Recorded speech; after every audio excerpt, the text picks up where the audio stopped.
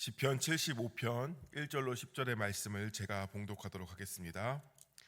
하나님이여, 우리가 주께 감사하고 감사함은 주의 이름이 가까움이라. 사람들이 주의 기이한 일들을 전파하나이다.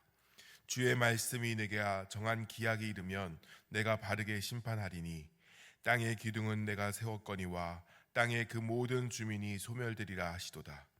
내가 오만한 자들에게 오만하게 행하지 말라 하며 악인들에게 뿔을 들지 말라 하였노니, 너희 뿔을 높이 들지 말며 교만한 목으로 말하지 말지니라.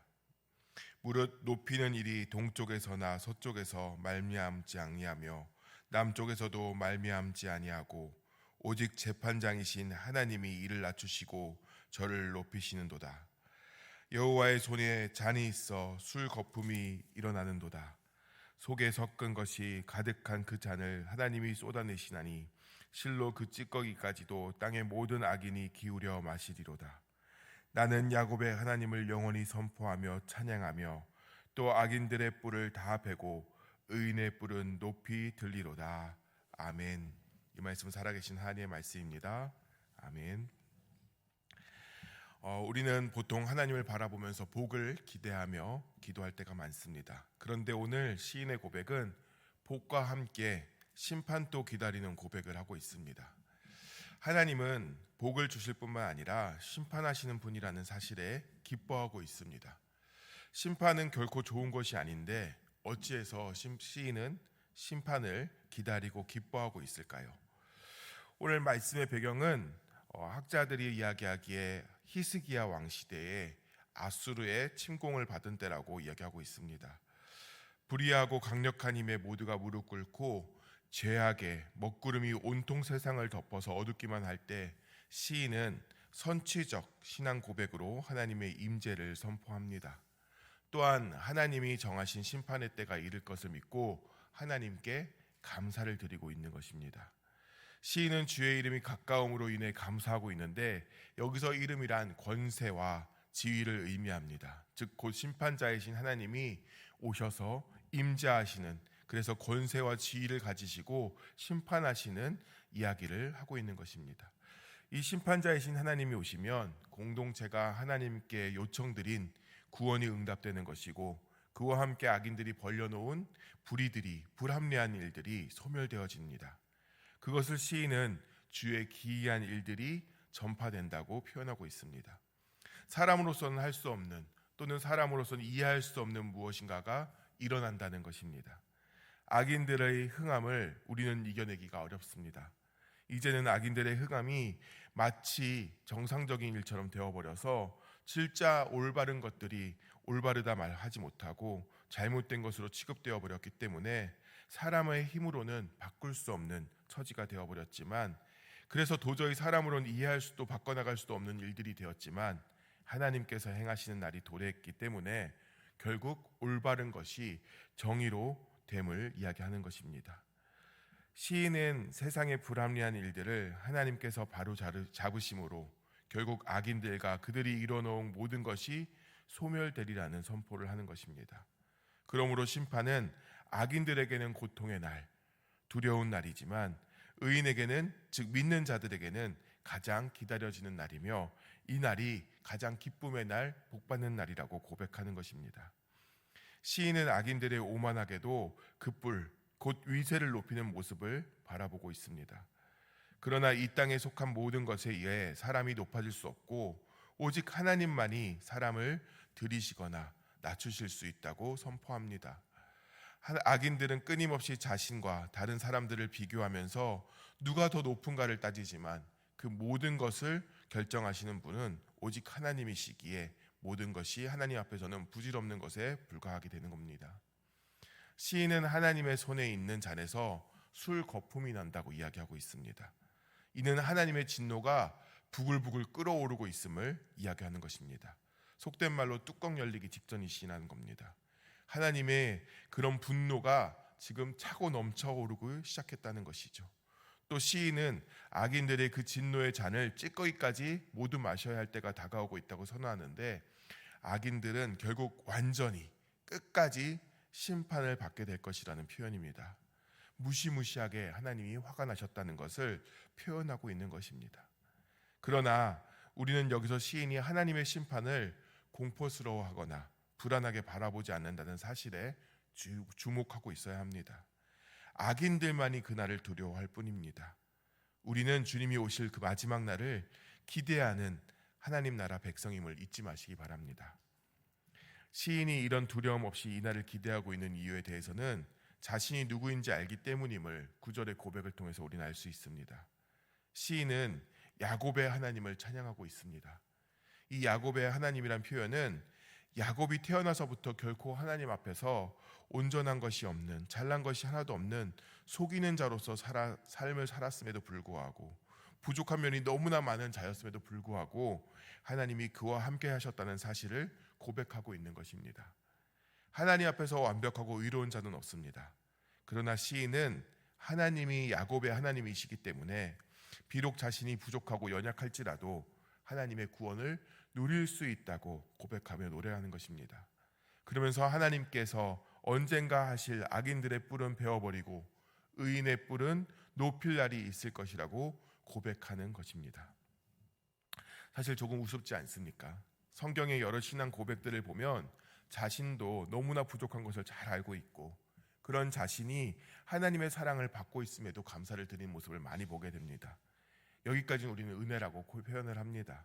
그런데 이 은혜의 하나님이 다른 사람들의 악행은 벌하실 것이라는 확고한 그런 믿음은 어디서 나왔을까요? 사실 우리가 짓는 죄의 모습이나 악인들이 짓는 죄의 모습이 달라봤자 얼마나 크게 다르겠습니까?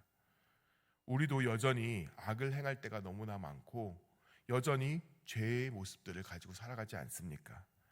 그럼에도 시인이 오늘 이렇게 고백할 수 있는 이유가 무엇일까요? 바로 우리가 생각하는 그 죄로 보면 그들과 우리의 죄의 크기는 별반 다르지 않을 것입니다. 그러나 하나님이 죄로 판결하시는 결정적인 것은 오직 믿음으로써 믿음이 있냐 없냐에서 나눠지는 것입니다. 예수 그리스도의 보증과 인장이 찍힌 자와 찍히지 않은 자에서 의인과 악인은 결정되는 것입니다. 여기서 하나님의 자녀인지 아닌지, 즉 하나님이 나의 아버지이신지 모르는 아저씨가 되는 것인지가 결정되는 것입니다. 하나님이 우리 아버지이기 때문에 부족하고 나약한 내가 하나님께 긍휼함과 사랑을, 은혜를 입는 것입니다. 하나님이 나와 상관없는 분이 되시면 나는 내가 아무리 뭘 잘한다고 해도 그저 저쪽에 이웃집 아들일 뿐이 되는 것입니다. 그러나 하나님은 우리 아버지이시고 우리는 그의 자녀가 되었습니다. 그렇기 때문에 우리가 예수님의 재림에 하시는 그날, 즉 심판의 날에 두려워할 필요가 없는 것입니다. 우리가 아무리 부족한 면이 많다 해도 아버지가 오시는데 아들이 두려워할 필요가 없는 것입니다. 두려워해야 할 사람들은 하나님의 자녀인 나를 괴롭히고 힘들게 했던 그들일 뿐입니다. 해외로 출장 나가신 사랑하는 아버지를 기다리는 아들의 마음으로 예수님의 재림을 우리는 고대하고 기다려야 하는 것입니다. 선물을 이만큼 사오실 그 아버지를 어서 빨리 오시기만을 날짜를 세면서 기다리는 아들처럼 우리는 오히려 예수 그리스도의 재림을 기다려야 하는 것입니다. 자신을 괴롭히는 친구들에게 우리 아버지 진짜 세거든, 아버지 돌아오면 너 다 죽었어 라고 고백하는, 그렇게 외치는 어린아이처럼 우리 예수님 오시는 날을 두려워할 것이 아니라 기대하고 기쁨으로 기다리는 우리가 되기를 소망합니다. 우리는 세상에 속한 자가 아닙니다. 세상에서 악인들이 득세한다고 해도 부러워하거나 두려워하지 말고 주님의 심판날이 다가오고 있음을 늘 기억하면서 그날을 기다리며 아버지의 자녀답게 살기에 그것에 힘쓰며 믿음의 자리를 지키는 저와 여러분 모두가 되기를 예수님의 이름으로 축원합니다. 오직 예수님이 오시는 날, 그날이 가장 복받는 날이심을 기억하시길 소망합니다. 기도하겠습니다.